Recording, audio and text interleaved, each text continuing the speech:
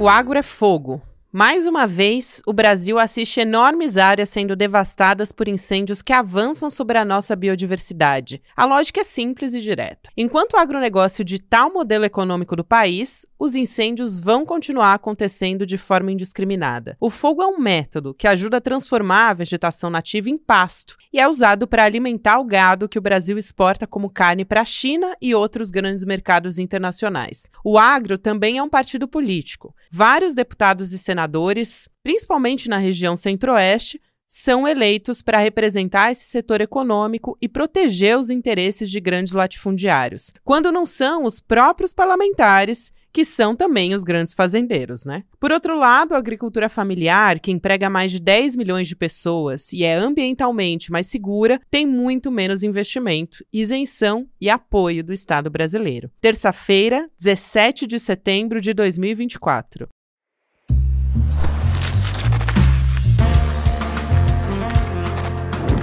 Olá, seja muito bem-vindo, seja muito bem-vinda. Eu sou a Gabriela Varela,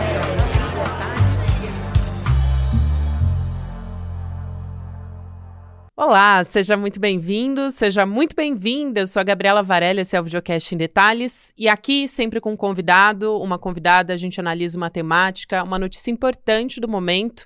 Hoje, a nossa convidada é a socióloga, economista política Sabrina Fernandes, que trabalha na área de transição ecológica há 17 anos, é uma super especialista nesse assunto. Sabrina, que prazer te receber aqui. Seja muito bem-vinda ao Em Detalhes e eu, ICL, mais uma vez também, né? Sim, obrigada, Gabi. É muito bom estar aqui para a gente continuar esse assunto muito importante, porque falamos disso na semana passada, mas continua, né? É isso, a gente conversou no ICL, para quem é ouvinte do Em Detalhes, foi no ICL Notícias primeira edição, no dia 12 de setembro. Para quem quiser ouvir a Sabrina novamente, vale muito a pena.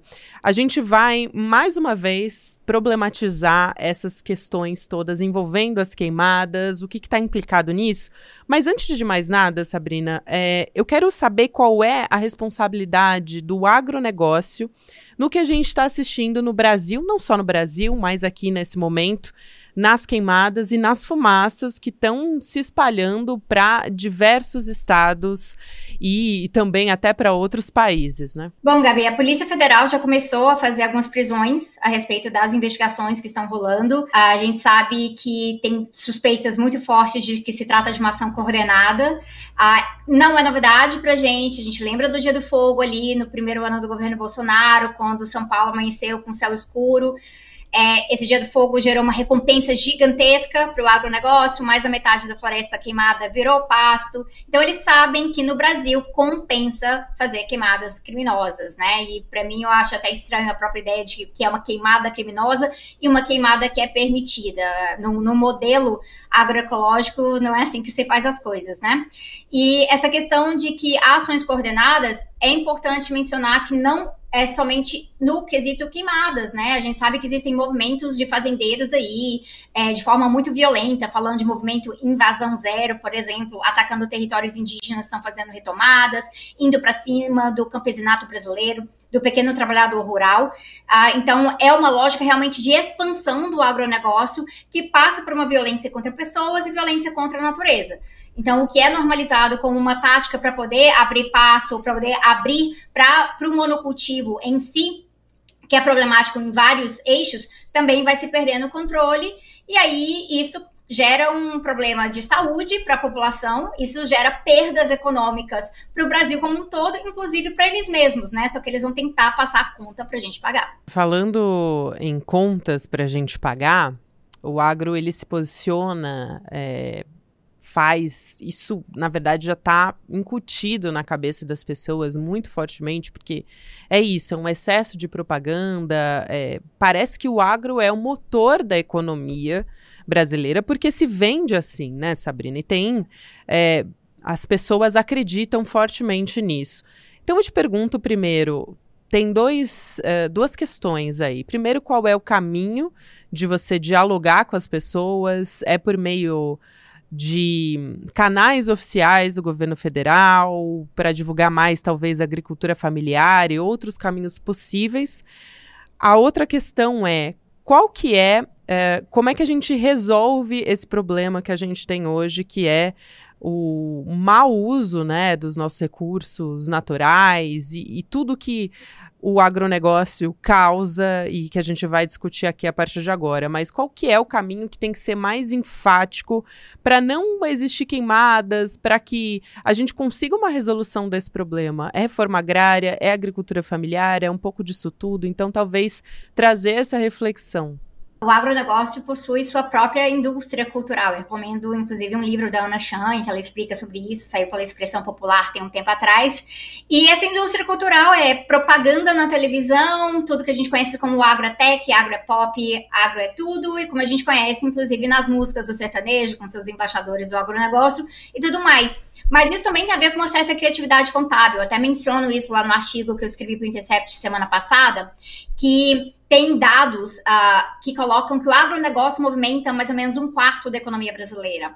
Tem uma fórmula de calcular isso, né? Essa fórmula, ela é bem específica para agregar muito mais com o agronegócio. Um exemplo muito claro é o Plano Safra, essa desproporcionalidade entre o Plano Safra para o agronegócio, que vai incluir, inclusive, pequenos produtores ali, através do Pronamp, um dos programas, mas aí você tem o Plano Safra da agricultura familiar, que boa parte dele vai para o Pronaf, e ele é muito menor, né? Então, a gente tem essa discrepância aí, média aí de 400 bilhões para 76 bilhões, e isso sinaliza para a própria população o que a gente vê como importante a partir do governo federal.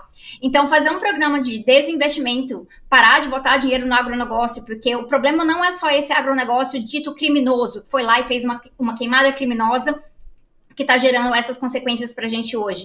O problema também é o sistema produtivo do agronegócio, que é baseado em monocultura, em agrotóxico, em adicionar fertilizantes, em o que a gente vê como solo degradado também, é baseado em práticas muito nocivas, em que eles só querem ali proteger um pedaço de floresta, de mato, de meio ambiente, quando vão receber algum tipo de crédito por isso. Nem respeitar o mínimo da lei de porcentagem do território que querem fazer. Isso é uma consequência de séculos no Brasil, né? Eu tento sempre trazer o ponto de que a questão fundiária desigual brasileira, que vem da época lá de 1850, preparando o Brasil para a periferização realmente, porque eles não queriam que as pessoas escravizadas, uma vez libertas, pudessem se assentar na terra. Então, a gente tem um sistema fundiário gigantesco para grandes propriedades, muito excludente e que continua sendo reproduzido. A gente precisa desinvestir disso e colocar isso junto com a reforma agrária, Gabi. Porque a reforma agrária não é simplesmente, vamos falar, olha, INCRA, desapropria isso aqui e aquilo ali. Tem que ter um programa de fomento. A reforma agrária, ela precisa ser sustentada para que ela gere um outro modelo produtivo a partir da terra e do solo brasileiro. Então, não adianta, a gente não vai conseguir fazer reforma agrária só na base da canetada. A gente tem que criar essas condições produtivas. Desinvestir é necessário e a gente entra aí também com um programa de sanções, né? Então, de dar uma prioridade para expropriar essas fazendas que estão envolvidas nessas questões criminosas, cobrar dessas fazendas, desses fazendeiros que estão envolvidos com dívidas gigantescas com a União. E aí a gente vai mudando essa lógica produtiva, que é fundiária, que é totalmente conectada com a questão da natureza. Tem uma questão muito importante também, que é a financeira, e você já falou muito a respeito disso também, que é isenção de impostos e dívidas do agro. O De Olho nos Ruralistas, que faz um trabalho muito importante, foi um levantamento deles de 2019, que utilizou dados públicos da Procuradoria-Geral da Fazenda Nacional, mostrou que só 50 empresas ligadas ao agronegócio devem tributos à União na casa ali de mais de 200 bilhões de reais. Então, são débitos do agronegócio à União. Primeiro, eu te pergunto, Sabrina, como é que fica essa dívida e por que o agro não paga imposto igual o pequeno produtor paga? Como é que a gente resolve isso? É interessante a gente colocar, né? Metade do Plano Safra só em dívida que deveria ser cobrada. E isso é o que foi levantado, né? Tem isso, muito mais. Só 50 empresas. Exato. Então, nós precisamos prestar atenção nesses mecanismos, porque o pequeno produtor, por exemplo, se ele for ali, ele for tiver uma dívida com um banco, isso pode afetar a sua própria segurança fundiária, né? A sua propriedade. Os grandes fazendeiros estão completamente dentro de um meio corporativo financeiro. A ideia do fazendeiro, que é aquele cara com um chapéu que tá ali, tipo o rei do gado, que a gente tinha a partir da Globo, essa é uma ideia fictícia. Nós temos que entender que o sistema ele é jurídico, ele é dentro do mercado financeiro. A gente está falando ali de fundos de investimento muito poderosos, e isso muito voltado para a questão da exportação e da produção de commodities. Uma coisa que eu acho que é importante destacar, vou abrir um parênteses aqui, é que quando a gente fala que o agronegócio produz commodity e a agricultura familiar que sustenta o prato do brasileiro, isso não significa que tudo que o agronegócio produz vai exatamente para fora. Ele está incentivando, inclusive, hábitos de consumo, moldando a gente culturalmente, a nossa lógica culinária, os nossos hábitos do nosso cotidiano, tentando se fazer necessário, tentando se fazer presente. É por isso que tem propaganda da JBS na televisão, da Seara na televisão. Então, ele está totalmente relacionado a vários níveis aqui. Ele se faz necessário e aí ele não vai ser cobrado as dívidas da mesma forma e quando ele exporta, ele paga imposto de forma diferente, né? Eu sei que já foi mencionado algumas vezes aqui no ICL sobre a questão da Lei Candir, eu encorajo as pessoas a darem uma olhada nesse tipo de isenção fiscal, e existem vários outros tipos de isenção que a gente vai vendo aí. E é claro, a forma da gente inibir certos produtos circulando no Brasil, eu não acredito que é focando no consumidor, é focando no tipo de produção. Então, se a gente não quer que a commodity se carregue tanto internamente quanto para exportação, que é a sua lógica dominadora aqui, a gente tem que voltar para o sistema produtivo e entender que, se você olhar para o grande mapa brasileiro, a maior parte dos estados brasileiros está envolvido em produção de commodity de soja. E essa soja que está sendo exportada, ela está sendo exportada para alimentar um sistema de produção de carnes fora do Brasil, e a soja que está sendo utilizada domesticamente para a mesma coisa também. E aí que a gente vai vendo, né, que o sistema vai se autorreproduzindo e você vai tendo um agronegócio que lucra muito e um agronegócio que especula muito, porque tem os fundos, tem as seguradoras envolvidas e tem todo um processo aí de você gerar, né, mercado de futuros, derivativos que favorece que o agronegócio esteja muito bem envolvido, muito amiguinho dos grandes bancos. Tem um fator importante, eu quero trazer também uma curiosidade, falando especificamente sobre o estado de São Paulo. A Folha de São Paulo fez uma reportagem trazendo a informação de que as queimadas estão custando pelo menos 2 bilhões de reais em São Paulo e a seca vai aumentar ainda mais esse prejuízo. Então, tem setores da economia contabilizando essas perdas, a gente ainda não sabe o tamanho que isso vai ter. Isso é muito interessante porque é um prejuízo que a gente está falando aqui especificamente da agropecuária com esses incêndios, né? Segundo um balanço da Secretaria de Agricultura e Abastecimento. Agora, o que é curioso dessa história, né? E eu queria te ouvir falar sobre isso, Sabrina, porque a reportagem está falando dos prejuízos para a produtividade do agro, mas não sobre a relação dele, que é muito direta com o desmatamento. Então, é quase irônico, né? Porque a causa dos incêndios está muito relacionada com o agronegócio. Então, parece que é um papel de vítima, só que, na verdade, sem dar uma olhada para qual é a atividade anterior do agro, né? A questão das queimadas nos oferece uma ligação muito mais direta do que quando a gente faz em relação à mudança climática, porque às vezes é difícil para a pessoa pensar que o modelo do agronegócio que desmata e que, inclusive, muito intenso na questão da produção de gado, que tem fermentação entérica, que vai gerar também emissões de gases de efeito estufa, parece uma coisa muito abstrata, né? Esse modelo está gerando emissões que vão chegar lá. A queimada você consegue falar, olha, fulano fez uma queimada agora que gerou tanto de problema para a população e também gerou um problema para as mudanças climáticas com acúmulo na atmosfera. E aí seria muito mais fácil a gente falar, olha, você está colhendo o que você plantou. Então, você plantou queimada, você colheu fogo e isso também te afetou dentro do seu modelo produtivo. O que acontece hoje em dia é que é muito normalizado isso do agro vir pedir um resgate. Então, no Rio Grande do Sul, o agro foi pedir um resgate. O Ministério da Agricultura chegou com programas específicos, porque né? Você teve inundações gigantescas, perdeu-se safra, mas ao mesmo tempo a gente tem uma concentração de monocultivo no Rio Grande do Sul que prejudica a resiliência desse próprio agronegócio. Então, num sistema de mudanças climáticas, o agronegócio, ele também se torna vulnerável. A diferença é o quê? Ele vai partir para as seguradoras, ele vai partir para essa questão de especular no futuro para poder receber agora, e quando tudo der errado, ele pede subsídio, ele pede um apoio especial do governo. A matemática não fecha. A gente fica investindo e a gente também paga conta quando a questão der errada. Então, pro governo federal, é muito interessante uma política de desinvestimento aliada a essa questão de, sim, investigar, de punir para trás, porque o desinvestimento também não depende da boa vontade da bancada do boi ali, de poder cooperar com a gente nas questões ambientais. É uma questão muito de política ali dentro do executivo, quanto dinheiro que a gente vai colocar, quanto que a gente vai pagar ou não.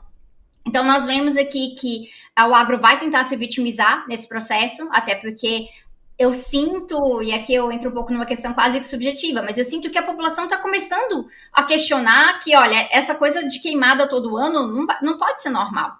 Está nos afetando, não é uma coisinha de aqui ou agora, tá uma questão muito constante realmente. E aí ele vai correr para se colocar de vítima e a gente vai pagar a conta. Não podemos pagar essa conta.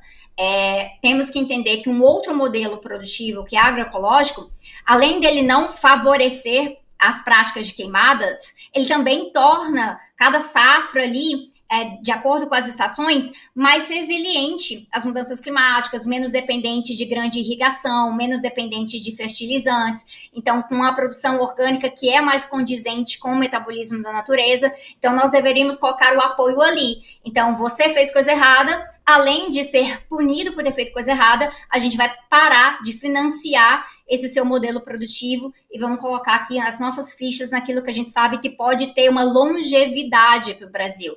Que não é política agrária de ano a ano. É pensando 10, 20, 30, até o final do século, na verdade. E outro ponto que é muito importante quando você fala, Sabrina, por exemplo, a ministra Marina Silva, do Meio Ambiente, ela tem dado declarações públicas a respeito desse assunto.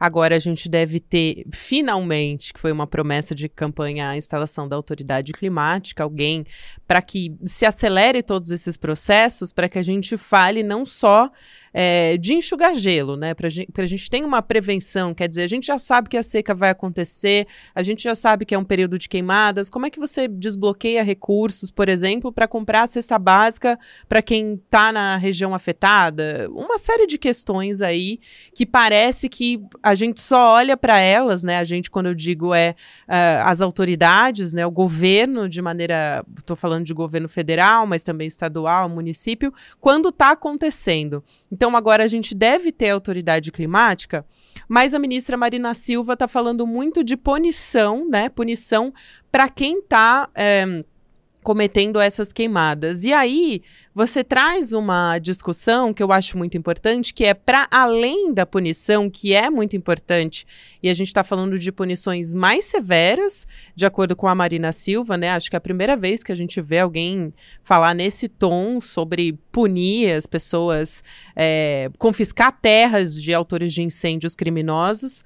Mas, mais do que isso, você fala, não é só a prevenção de punir quem está cometendo esses incêndios, é também não dar essas ferramentas, né? Retirar as ferramentas de destruição do agronegócio. É uma discussão anterior, né?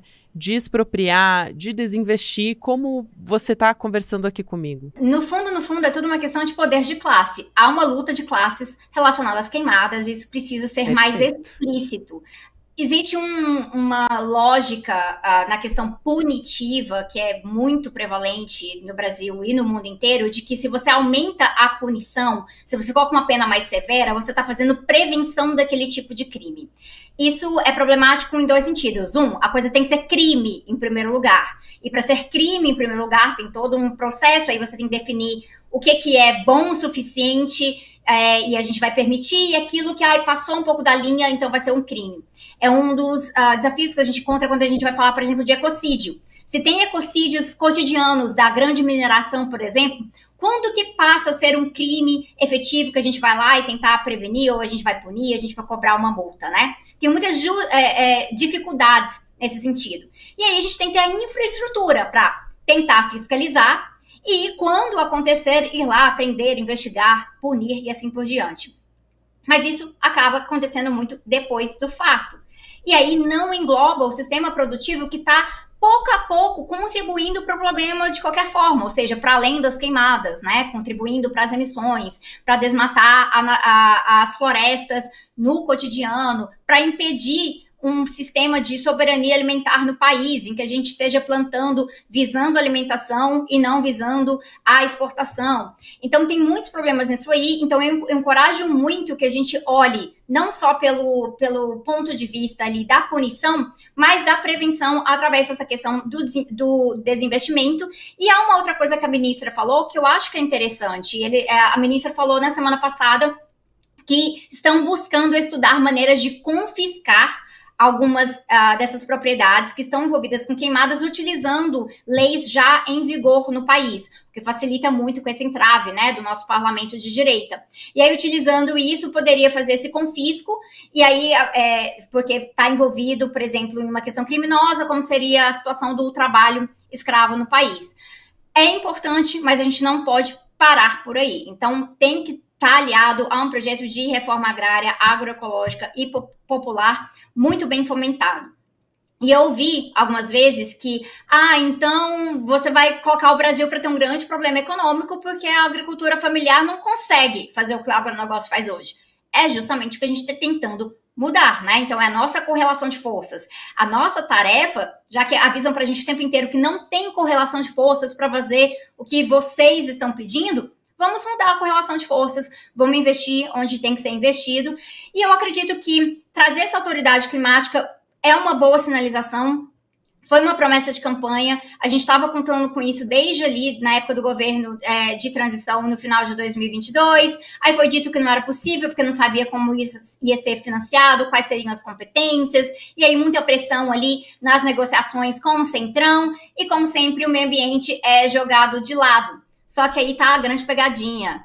A questão ecológica não é uma questão setorial. Ela não pode ser jogada de lado. Ela atravessa absolutamente tudo que a gente faz. Atravessa como a gente se alimenta, atravessa a geração de empregos e atravessa questões de sobrevivência do cotidiano. De todas as coisas que foram rifadas nesse processo da gente ser pressionado pelo Centrão, é muito triste que a autoridade climática tenha sido tão facilmente rifada. Eu acho que é necessário pressionar, conclamar a população para pressionar por essa autoridade climática e dar a ela a autoridade de fato, não ser algo somente ali no nome.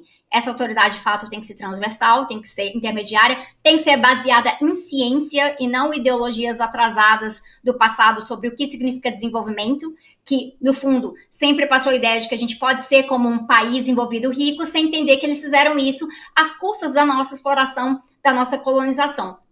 Então, precisamos de uma autoridade baseada em ciência que vai tratar de temas muito difíceis e que vai dar uma linha que é importante para a gente, porque no momento a gente vê muita política sendo jogada ali de um lado para o outro. A gente viu isso com o Rio Grande do Sul, mas uma dificuldade muito grande de conciliar isso em termos de projeto.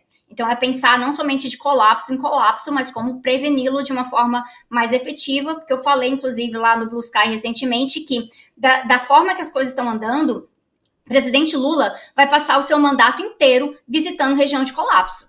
E isso não faz sentido, porque atrapalha o governo fazer o que o governo prometeu e o que a gente sabe que o governo quer fazer também em termos de entregar um sistema um pouco mais equitativo para a população brasileira. Para a gente fechar, da perspectiva da autoridade climática, quanto que isso vai ser o suficiente e se isso vai proporcionar uma coordenação entre os ministérios? Você falou aqui, é importante sempre ressaltar, Marina Silva, como meio ambiente, não pode tomar as decisões sozinha, ela precisa da defesa, do José Múcio atuando junto, disponibilizando, né, enfim, as tropas, agentes para conseguirem conter as queimadas, fazer fiscalização.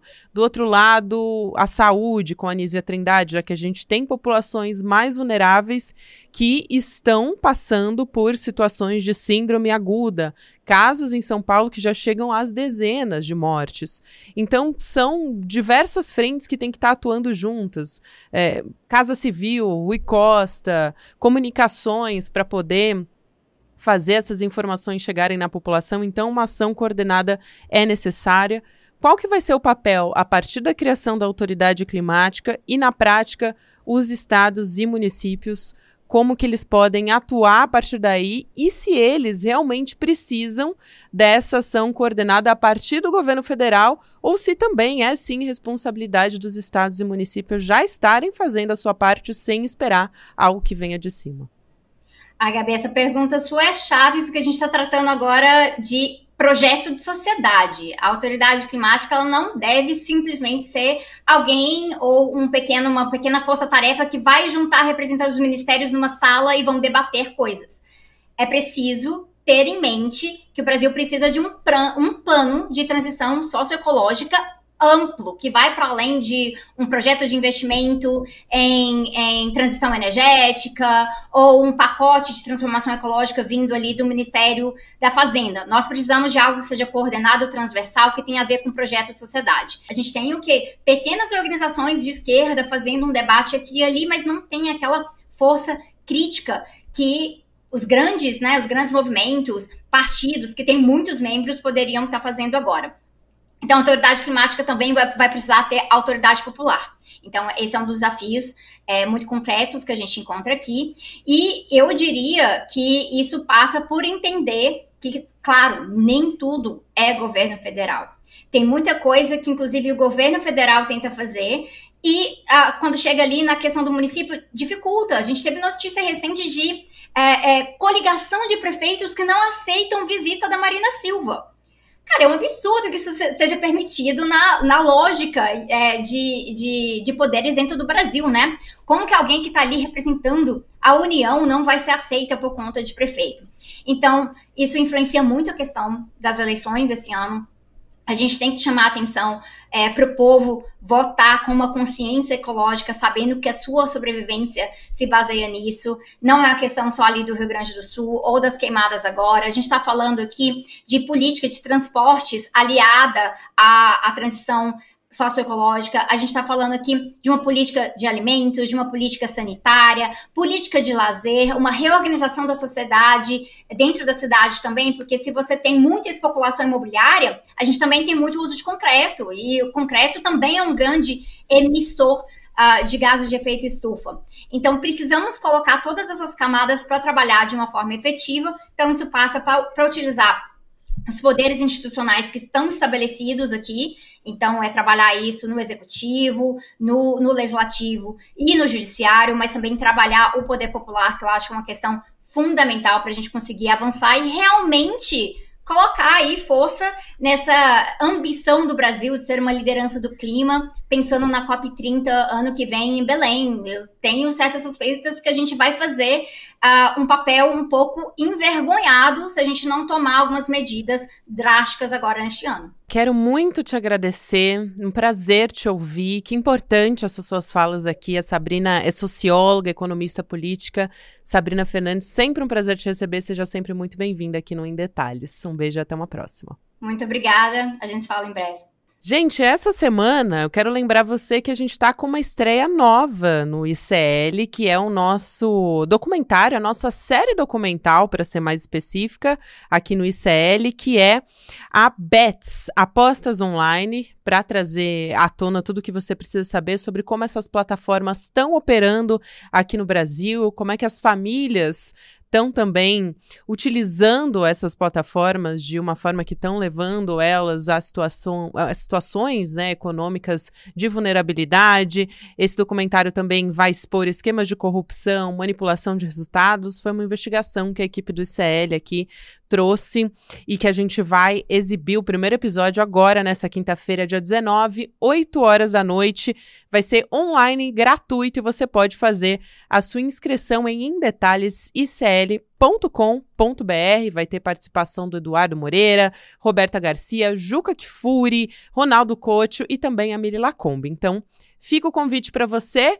Aqui no Em Detalhes, a gente sempre está no ar às 10h30 da manhã no YouTube. Depois, agora, você fica com o Mercado Investimentos e, na sequência, Rolê ICL. 6 horas da noite tem ICL Notícias, segunda edição. Lembrando que o Em Detalhes também está disponível em qualquer momento do seu dia nas plataformas de áudio. Tchau, tchau. Até amanhã. Gente, faltam só 2 dias para o nosso documentário Bets, o jogo sujo que ninguém comenta. Um documentário que vai abalar as estruturas desse mercado, que virou uma doença nacional destruindo milhões de vidas. Se você ainda não se inscreveu, clica no link aqui embaixo e se inscreva gratuitamente. E se já se inscreveu, fica atento no seu e-mail, porque é lá que vão chegar as informações para você assistir o documentário. Um abraço e até daqui a pouco.